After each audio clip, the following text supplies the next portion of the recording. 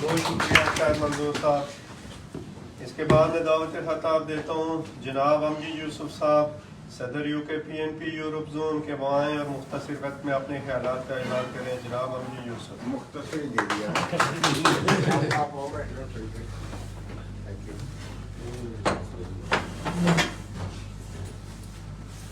माज़ूज़ ख़वातीन व हज़रात, खातून हमारी बहन एक ही यहाँ तशरीफ़ रखती हैं, तो आप भाई आगे आगे बैठ जाएं। बच्चा हमारा ही है, कोई ऐसा मसला नहीं है। ये रोएगा तो हमारे लिए ही रोएगा। आ जाए, हमें ही देख के रोएगा। आ जाए, आगे आ जाए, यहाँ बैठ जाए आके। तो बहुत तफसीली कुछ दोस्तों ने बात की है जो रियासत जम्मू कश्मीर के हवाले से। दुनिया में जो भी रियासतें माँ से वजूद में आई, वो किसी इंसानों की और वहाँ की आबादी और वहाँ के रहने वाले लोगों और वहाँ के समाज की मोहब्बत में नहीं बनी है। जो ज़्यादातर रियासतें बनी हैं वो किसी न किसी जबर का शिकार से बनी है, तो जबर से बनी है। और आज से अगर 1846 में आप देखें तो कोई भी दुनिया में ऐसा डेमोक्रेटिक रियासतें नहीं बन रही थी कि जहाँ लोग अपने वोट से या लोग अपनी राय से कोई रियासतों का तश्कील पाती और एक रियासत तश्कील पाती। दरबार लाहौर, जैसे फारूक साहब ने मायदा लाहौर और मायदा अमृतसर का तफसीली जिक्र किया, मैं उसमें नहीं जाऊंगा, मगर एक छोटी सी इसमें जो बात मैं ऐड करना चाहता हूँ कि मायदा लाहौर जो हुआ वो दरबार पंजाब दरबार और अंग्रेज के दरमियान हुआ। और अंग्रेज वो जो ताज बरतानिया जिसके वजूद और जिसके मायदा 3 जून से हिंदुस्तान और पाकिस्तान ने तश्कील पाया और 2 रियासतें तश्कील पाई।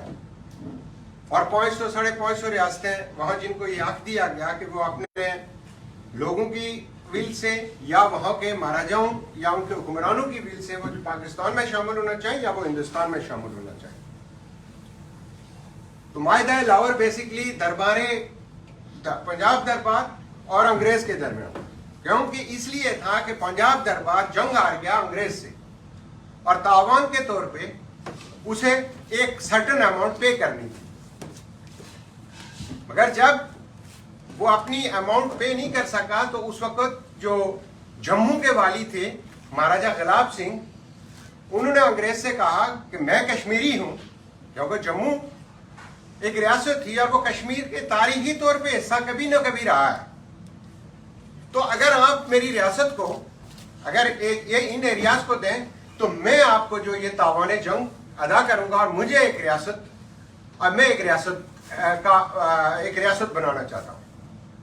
तो उसने एक 75,000 नानक शाही में रियासत का मायदा किया और रियासत तश्कील पाई। ये जहां लोग कहते हैं ना यहाँ बैठ के कि कश्मीरियों को भेड़ बकरियों की तरह खरीदा गया, ये आपकी कितनी इसमें देखें कि कितनी तौहीन करते हैं कि कश्मीरी भेड़ बकरी थी। कश्मीरी भेड़ बकरी नहीं थे, कश्मीर का हुक्मरान था। कश्मीरी महाराजा गुलाब सिंह कश्मीर का रहने वाला था। उसने कश्मीरियों को इज्जत दी, एक बाइज्जत रियासत बना के दी। उसने उस रियासत की तश्कील आपने तश्कील नो की कि जो रियासत पंजाब दरबार के खिलाफ थी, वो महाराजा रंजीत सिंह के आप गुलाम थे। आप पंजाबियों के दरबार पंजाब के खिलाफ रहना चाहते थे, क्योंकि आपको जो निसाब पढ़ाया गया ये निसाब पंजाब ने आपको लिख के दिया है। ये पाकिस्तान से भी है जो आपके पास जो निसाब और ये तारीख जोग्राफिया जो आपके पास आ रहा है, ये उसी इस्टेब्लिशमेंट, उसी पंजाबी दानिश्वर ने, उसी पंजाबी राइटर ने आपको दिया है। तो आपको ये कभी नहीं बताया गया कि आपको पंजाब के गुलामी से निकाल के कश्मीरी ने कश्मीरियों को एक रियासत बना के 1846 16 मार्च 1846 एक रियासत बना के दी। हाँ, हमें उस रियासत पे, उस महाराजा की उस रियासत के उस रोल से प्रॉब्लम हो सकती है। वो कोई डेमोक्रेटिक हुक्मरान नहीं था। देखें, उस वक्त बरतानिया में डेमोक्रेसी नहीं थी, उस वक्त यूरोप में कई ममालिक में डेमोक्रेसी नहीं थी। आपको राइट, ये बाज ममालिक में 1968 में औरत को वोट देने का हक मिला। 1846 की बात करते हैं और यहाँ कहते हैं हमें सिखा, वही लोग उनकी सीना घसट स्टोरियों, आप पे चूल्हा टैक्स लगा दिया गया। ये मालिया जो था, ये मालिया कोई महाराजा के दौर में पेश करते थे, मालिया तो आप सरदार इब्राहिम के दौर में भी आजाद कश्मीर में पे करते थे। जब सरदार इब्राहिम साहब की हुकूमत खत्म की गई तो ये जो कहते हैं इतना बड़ा मसला मालिये का जो आप बयान कर रहे हैं, तो जो हुकूमत खत्म की गई और पलंदरी में जब सरदार इब्राहिम साहब ने पूछा कि हमारी हुकूमत डिजारो है, ये डिफेक्टो है, तो उनकी हुकूमत वापस बहाल की गई, मगर 5 साल का मालिया आप आजाद कश्मीर के लोगों ने पे किया, जो पिछले 5 साल आपने बगावत के दौरान नहीं किया था। ये सारे हमारे उस पंजाबी दानश्वर ने हमसे झूठ बोला कि आप गुलाम हैं, आप गुलाम थे उसका, वो शख्सी हुक्मरान था। और कई हमारे दोस्त जो नजरियाती तौर पे यहाँ कहते हैं, आज मैं कई दिनों से देख रहा हूँ कि ये माहिदा अमृतसर के खिलाफ यहाँ बातें की जाती हैं, ये पूरे अपने आप को कुम प्रेस कहते हैं और कहते हैं हमारी 5000 साल तारीख थी। और इस 5000 साल तारीख में मुझे एक लफ्ज उठा के एक जगह बता दें कि ये कश्मीर का हुदूद अरबा था, ये कश्मीर की रियासत थी, ये बाउंड्रीज थी। ये बाउंड्रीज आपको आके महाराजा गुलाब सिंह ने 1846 16 मार्च 1846 को जो 101 साल तक ये रियासत तश्कील पाने के बाद जिंदा रही, वो रियासत थी। ऐसे तो कहते हैं हमारी 5000 साल पुरानी, आपकी 20,000 साल, मगर जो नेशन स्टेट्स का तस्वर है, जो जदीद नेशन स्टेट का तस्वर है, वो महाराजा गुलाब सिंह के उस कलम और उस माहिदा अमृतसर से निकला। इससे पहले मुझे कोई नेशनलिस्ट, कोई कौम प्रस्त बने और ये जो कहते हैं कि जी वो माहिदा वहां खत्म हो गया था, वो माहिदा फलां जगह खत्म हो, माहिदा तो 3 जून का पाकिस्तान और हिंदुस्तान का जो माहिदा था वो तो नहीं खत्म हुआ था ना, रियासतें तो उससे तश्कील पाई। और फिर एक और दावेदार यहाँ मौजूद है कि जी हमने फलां जगह पे आजाद कश्मीर के अंदर पार्टी बनाई या इंडियन हट कश्मीर में पार्टी बनाई, और वो फलां पहला नेशनलिस्ट लीडर था। आप बात करते हैं कि आपका आखिरी महाराजा पहला नेशनलिस्ट लीडर था जिसने हिंदुस्तान, पाकिस्तान और वासराय को कहा कि मैं अपनी रियासत बरकरार रखना चाहता हूं, मैं अपनी रियासत खुद मुख्तार रखना चाहता हूं। पहला हुक्मरान था। जो हमारा महाराजा था वो पहला हमारा नेशनलिस्ट रहनुमा था, वो पहला कौम प्रस्त था, वो पहला वो इंसान था जिसने अपनी रियासत को आजाद रखा और उसने जाके पाकिस्तान से माहिदा किया। ये माहिदा कौमा जिसे कहते हैं, जिस पे कायदे आज़म मोहम्मद अली जिन्ना ने साइन किए, स्टैंड स्टिल एग्रीमेंट उसको कहते हैं, कि इस एग्रीमेंट की बुनियाद पे जहां पे कश्मीरी जो रियासत आपके पास है, हम आपकी रियासत को तस्लीम करते हैं। और वो माहिदा, उस माहिदे पे जो शबखून मारा ये पाकिस्तानियों ने, ये 22 अक्टूबर को, हम तुम इस दुख से बात करते हैं, हम पे हिंदुस्तान ने हमला किया होता तो हम कहते हैं हिंदुस्तान ने हम पे हमला किया है। 22 अक्टूबर 1947 को अपने माहिदे को एक तरफ रखते हुए इस रियासत पाकिस्तान के इन कबायलियों, आफरीदियों और ये इन कबायलियों के साथ मिलकर पाकिस्तान की रियासत ने हम पे हमला किया, हमारी रियासत को तकसीम किया।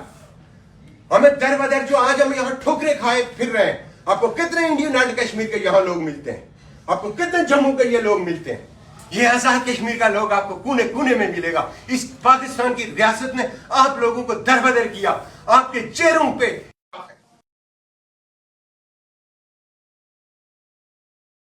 ना आपके पास हॉस्पिटल्स है, आपके जंगलात पे उसने कब्जा कर लिया, आपके कौमी वसाइल पे उसने कब्जा कर लिया, मगर खुशी पे आपके मुंह में एक मुकदमा दे दिया, आजाद कश्मीर, ये वतन हमारा आजाद कश्मीर। और यहाँ कह रहा हूं कि ये बंदे कहते हैं इधर देख के मेरी वतन तेरी जन्नत में आएंगे एक दिन, इतराने पड़ते हैं।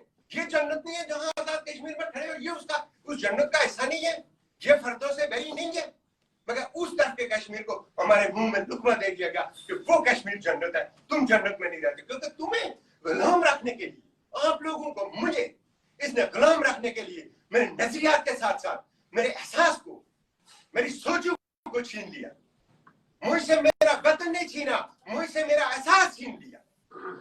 और हम में से कोई आदमी ये जरूरत से खड़े होकर इस पाकिस्तान की आंखों में आंख मिला के ये नहीं कह सका कि भाई रियासत के तकसीम करने के जिम्मेवार तुम हो। अगर हिंदुस्तान ने रियासत को तकसीम किया होता, जो 5 अगस्त को मोदी ने जो स्टेट सब्जेक्ट को खत्म किया और अपने उसमें मर्ज किया, तो हमने सबसे पहले यूके पीएनपी ने इसकी मजम्मत की, पूरी नेशनलिस्ट पार्टियों में। यहाँ तो बने फिरते, पहला हमने इजलास करके हमने कहा कि ये इस इकदाम को हम नहीं मानते, मगर जब कभी हमने पाकिस्तान से पूछा कि 1948 में हमने गलती के अंदर से स्टेट सब्जेक्ट खत्म कर दिया, यही स्टेट सब्जेक्ट जो आज मोदी खत्म की 1990 में 2019 में, ये तो आपको 1948 में पाकिस्तान ने आपका स्टेट सब्जेक्ट गलती से खत्म कर दिया। वहां लोग वहां तो आज तो ये हालत था कि एक स्टेट सब्जेक्ट था, एक गांव से दूसरे गांव में इंसान नहीं जा सकता है। वहां आपको साइन करने पड़ते हैं कि ये जी आप किधर मूव कर रहे हैं।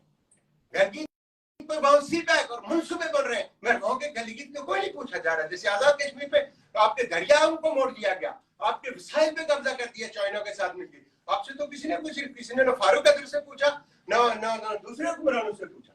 ये तो यस मैन दस्तखत करने के लिए रखे, वो दस्तखत भी नहीं करवाते अभी इनसे। अब उनको जरूरत ही नहीं महसूस होती है कि आजाद कश्मीर के किसी हुक्मरान से कहीं दस्तखत करवाई जाए।